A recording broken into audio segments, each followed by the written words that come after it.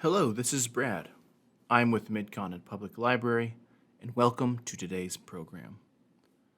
Today, I am going to show you how to perform some simple internet speed tests so you can see how fast your internet is.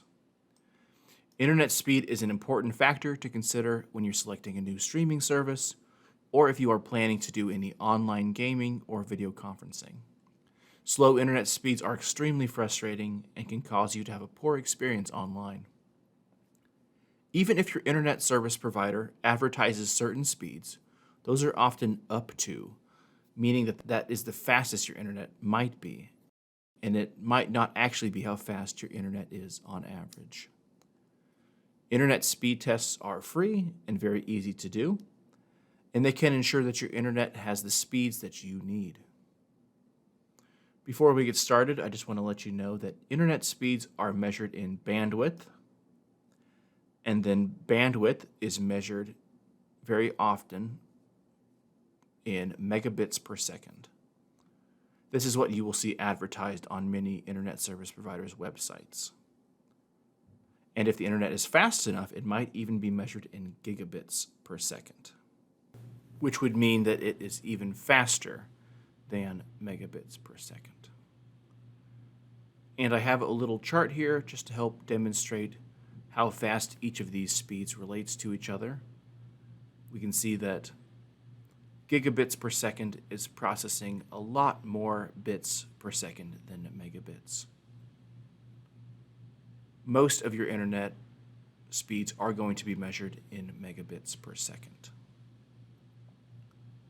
If you're not quite sure how fast of internet you need to do whatever it is that you are wanting to do, the Federal Communications Commission has some guidelines they have published for consumers. We are going to look on their website to see some of their recommendations. To get started, I will need to navigate to a web browser. Today, I will be using Google Chrome.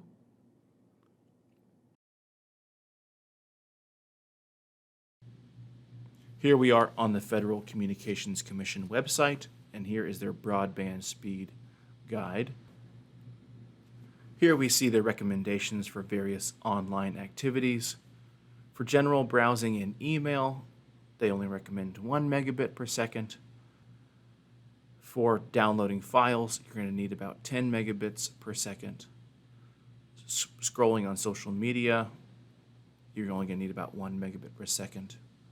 For watching video, you're going to need a little bit more, and that depends on the definition that you want. For standard definition, you're going to want 3 to 4, high definition 5 to 8, and then for Ultra HD 4K, you're going to need 25 megabits per second.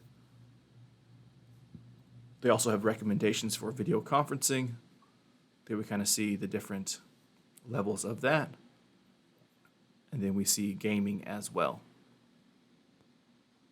And there's a printable version of this down here, which has links to some other helpful things.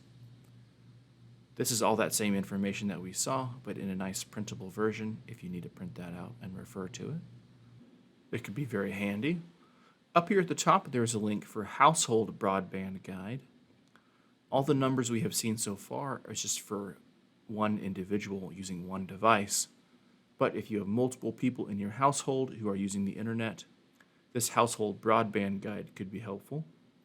Here we see one user on one device, and then the type of use. There's light use, which is like email, browsing, moderate use, which is audio gaming, things like that, and then there's high use, and then that just goes up if you have 2 users on 2 different devices, or 3 or 4, and it can just give you recommendations on the level that you need.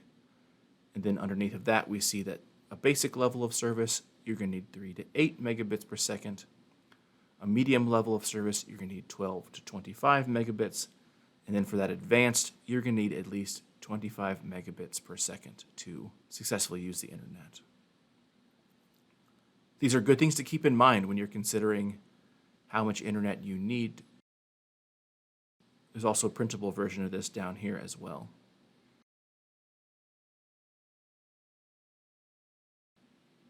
And now that we've kind of seen the general speeds that you might need, let's go ahead and do some speed tests. Now I'm going to go up here to my address bar, and I'm not going to go to a web address. I'm just going to type in speed test. And then here we see right away I have a speed test pulled up here. This is one Google recommends. I just click run speed test, and it will test my internet right now to let me know how fast it is.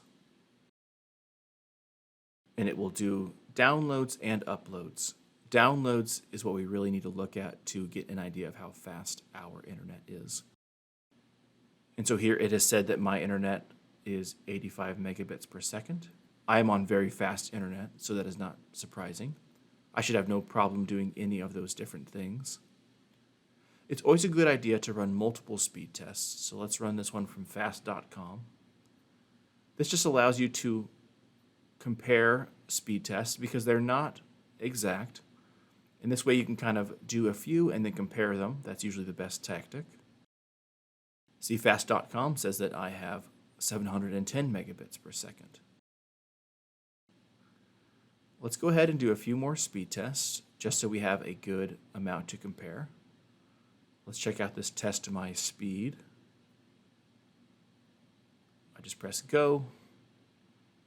I don't have to do anything. It just uses the internet that I am connected to run my speed test. You do need to be connected to the internet to run these speed tests. You're testing your internet strength, and so you do need to be connected. It's doing my download speed and now my upload speed. Remember, download speed is really the one that we want to keep an eye on. And this one's telling me that I have 691 for my speed. So again, a little bit of a discrepancy there between the multiple tests, but that is why it's good to do multiple tests. And see, even if I do this test again on the same site, I might get a different result. Internet speed is varied for many different reasons. How many people are on it, the time of day. These can all affect how fast your internet speeds are. See, my speeds here are even less. But of course, since I'm pushing well over any of the minimums I would need for most online activities, so I should be good with my 580 megabits per second. Let's go ahead and run the speed test as well. And all these speed tests are free. I just connect to the internet that I am wanting to test, and then I run this internet speed test, and it lets me know how fast my internet is. This one gives me 600. So from this, I can kind of tell where I'm generally at with my internet speed. This one's doing downloads and uploads. Good little report. Here we see some specific internet providers have speed tests: Xfinity, Google, and then there's Spectrum, Verizon, and AT&T. If I go to Spectrum, I may even notice that they ran this through the actual company that's called Speed Test. You wouldn't need to use any specific speed test depending on your internet provider. Any speed test would let you know how fast your internet is. And here I just have a little chart of all our different speed tests. This way I can kind of average them out and see what speeds I am generally going to have when using my internet.